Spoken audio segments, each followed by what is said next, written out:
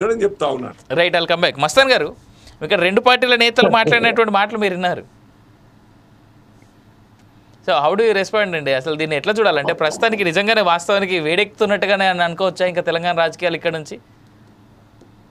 అంటే కేసీఆర్ గారు మరి పక్కన వయో ఒక పక్కన పిల్లలిద్దరూ కేసుల్లో ఇరుక్కున్న పరిస్థితి, నాయకులు ఎమ్మెల్యేలే 10 మంది వెళ్ళిపోయిన పరిస్థితి. సో లోక్సభ ఎన్నికల్లో ఘోర పరాజయం. ఒక పక్కన ఇవన్నీ చూసినప్పుడు శాసన మండలిలో ఏ విధంగా అయితే ఆయన పలయానం చూపించారో వీటన్నిటిని అధిగమించాలంటే ఒక అద్భుతం జరగాలి.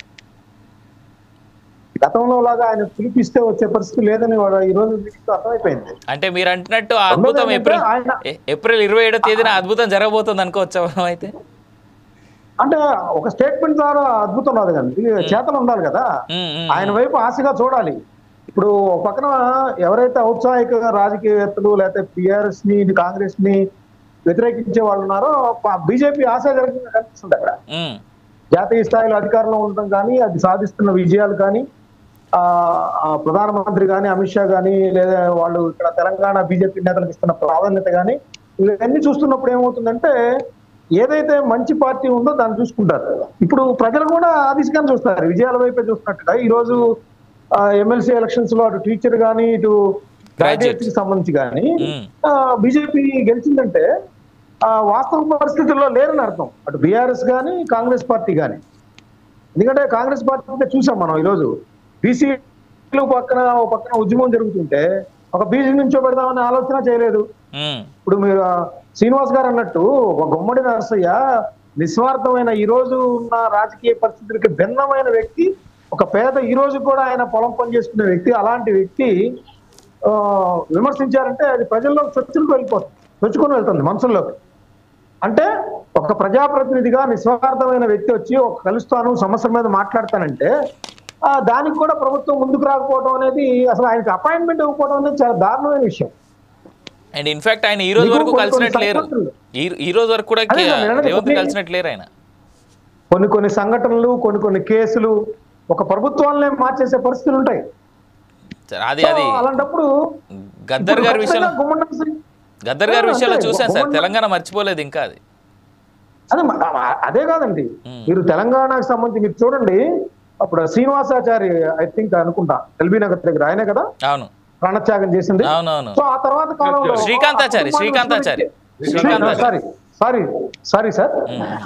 శ్రీకాంతాచారి గారు వాళ్ళ కుటుంబానికి ఇస్తున్న ప్రాధాన్యత గురించి ఏ విధమైన రెప్లికేషన్స్ వచ్చాయి మనం చూసాం. సో అలాంటిది ఒక ఉమ్మడి రాష్ట్రంలోనే గుమ్మడి నరసింహ గారు అంటే పెద్ద పేరు అనమాట. ఈ రోజు ఒక ఎమ్మెల్యే మనం ఎవరు ఊహించాం. సో అలాంటి పరిస్థితుల్లో ఆ వ్యక్తిని కలవలేకపోతాం.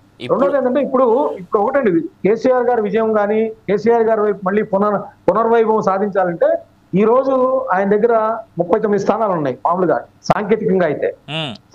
ఆయన ఫిరాయింపులను ప్రోత్సహించడం ద్వారా ఆయన నైతికంగా పతనం అయిపోయారు.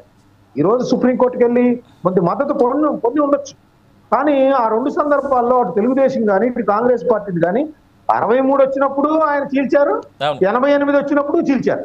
సో ప్రజలు హర్షించలేదు. అది ఇదేంటారు బాబు, ఇచ్చాము పూర్తి మెజార్టీ ఇచ్చినా కూడా అంత ఇన్సెక్యూర్ ఆయన అనేది ఆ రోజు ఆలోచన చేశారు. సో ఇప్పుడు మరి వాళ్ళ పార్టీని చీల్చినప్పుడు ఆయన మీద సింపతి రావాలి, అది రావట్లా. సింపతి రావట్లా, అది ఎవరికి లేదు, ఖచ్చితంగా రావట్లేదు.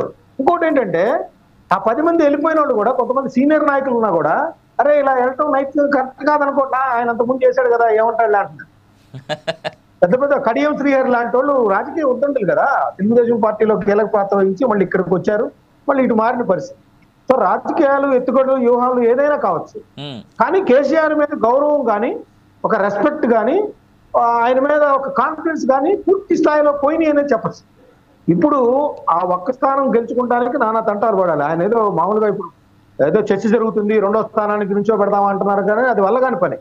ఎందుకంటే 21 రావాలి, 21 అనేది రావాలి అంటే వాళ్ళకున్న 28, ఇప్పుడు 28 29 ఉన్నట్టున్నాయి.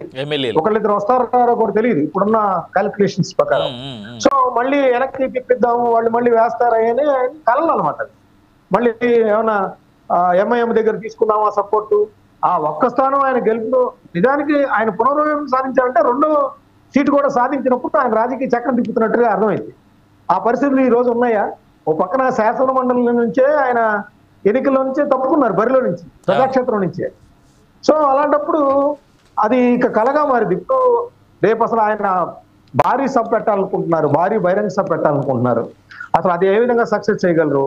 ఓ పక్కన వీళ్ళిద్దరికీ ధీటుగా ఎలాంటి పథకాలు ప్రకటించగలరు? ఎందుకంటే కేటీఆర్ గారు, హరీష్ రావు గారు, నిన్న కవిత గారు మాట్లాడిన విధానాన్ని చూస్తే మళ్ళీ మేము వచ్చేస్తున్నాం అనేది ఏదో చెప్తా ఉన్నారు, కానీ క్షేత్రస్థాయిలో మాత్రం అదేం కనపడుతున్నా.